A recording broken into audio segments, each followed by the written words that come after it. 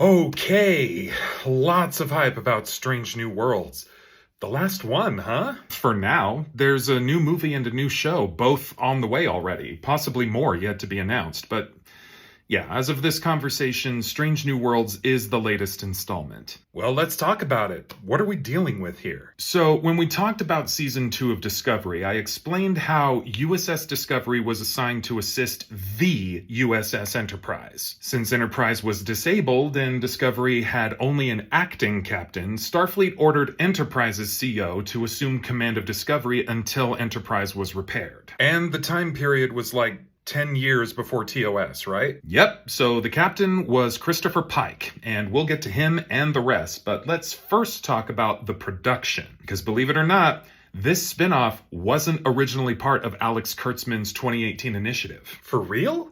You mean this part of the story was originally just fan service? It obviously became so much more than that, but yeah. Captain Pike, his first officer Una Chin Riley, better known as simply Number 1, and Science Officer Lieutenant Spock all appear in Season 2 of Discovery, along with the Enterprise itself. The intention of all this seems to have been to ground and validate Discovery with the fans before sending that show into the 32nd century. So how did it become more than that? Well, all 3 character cameos were an unexpectedly huge hit with the fans. Probably had something to do with that tonal shift we talked about from Season 1 to Season 2, but at any rate, the response was so overwhelming it spilled over into a Change.org petition to create a proper spin-off. By the time that petition approached 30,000 signatures, Kurtzman decided it was worth the swerve and gave the green light to start production on Strange New Worlds, with Akiva Goldsman and Henry Alonzo Myers as the showrunners. Dang, that's pretty awesome. Why do you think fans loved it so much? I can't speak for everyone, but I will say first that this redesign of USS Enterprise is shockingly gorgeous, inside and out. My favorite is still the second-gen refit from the films, but this one takes a very close second for me. And also, I was stunned by Ethan Peck's portrayal of Spock, but again, we'll get back to that.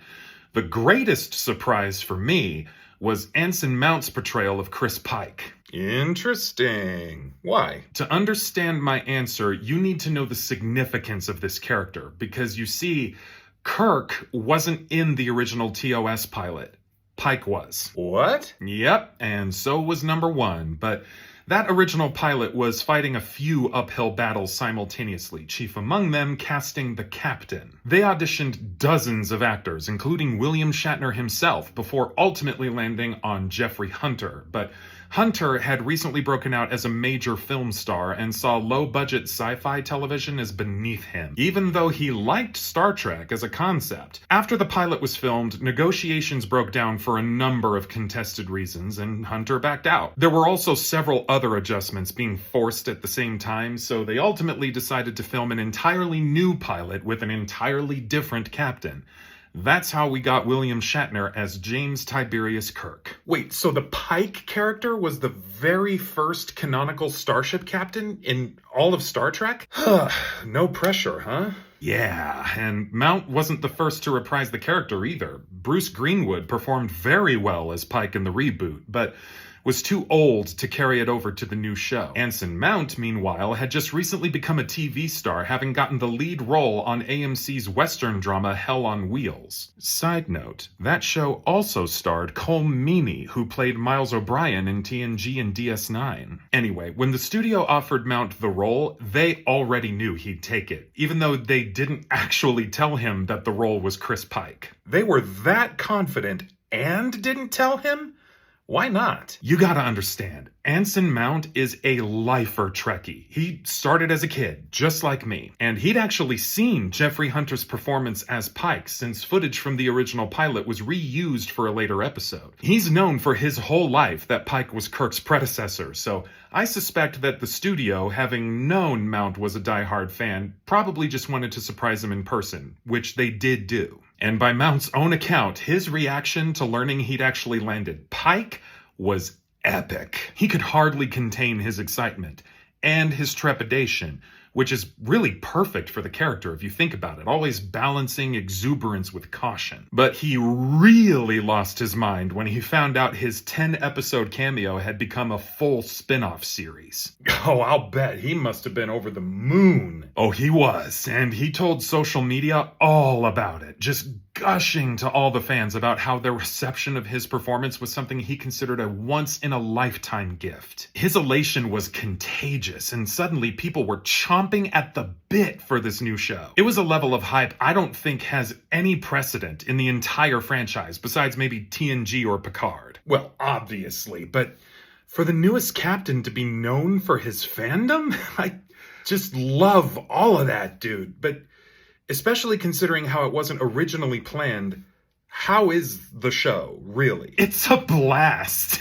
Honestly, it's got everything I want from Star Trek. A gorgeous ship, stories that are both compelling and confrontational, fantastic characters, both new and familiar. And here in the 2020s, we also get top-notch acting, state-of-the-art effects and design. But the best part is the tone. Imagine the reckless intrepidity of TOS, the brave optimism of Voyager, the diplomatic wisdom of TNG, and the grim resolve of DS9 all at once. It really does feel like it could be the 2020s version of the original series. It's a damn near perfect Star Trek show, if I do say so myself. Near perfect? I just wish it didn't have to be another prequel, you know? Not only does Star Trek have enough derivatives already, but pop culture in general is just saturated with them. I know what you mean, but still, a prequel this well-rounded is pretty great. And for an unplanned Discovery spinoff, the acclaim is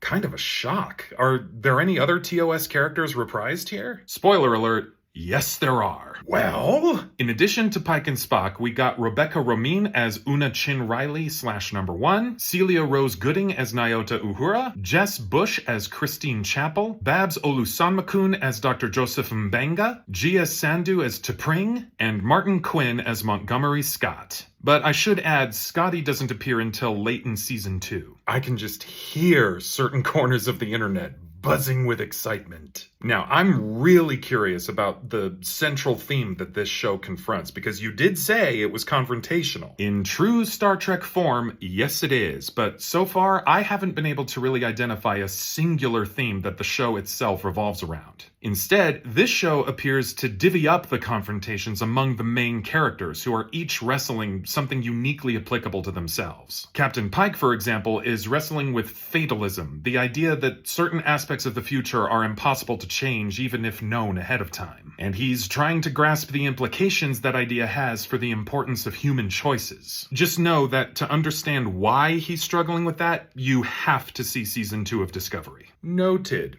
Continue. Number 1 is secretly part of a people group against which Starfleet is extremely prejudiced for complicated reasons. So her character serves as an analog for the life-in-the-closet archetype. La'an Noonien Singh is a descendant of Khan and is thus an augment, struggling to reconcile her brutally evil heritage with her capacity and desire for justice. Dr. Joseph Mbenga is confronting the idea of redemption, haunted by his actions in a former career as a special operative during the Klingon War, and hoping that his efforts to save his terminally ill daughter will succeed and ease his conscience. You see the pattern emerging here. Yeah, you're right. It is the characters instead of the show itself that embody the Star Trek spirit of confrontation. That's kind of an interesting shift and allows for a bunch of different themes to be tackled at once. Yes, it's a more diffuse approach than we typically see from Star Trek, but the show is paced extremely well and does a great job of balancing the viewer's attention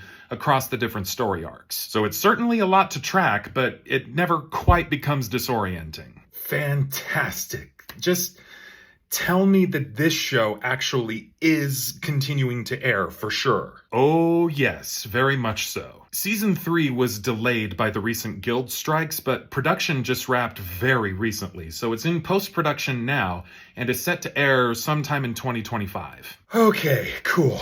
Oh, wait, didn't you want to talk more about, Ethan Peck's treatment of Spock? That needs to be a separate video. I couldn't possibly fit it here. It's way too personal. Fair enough.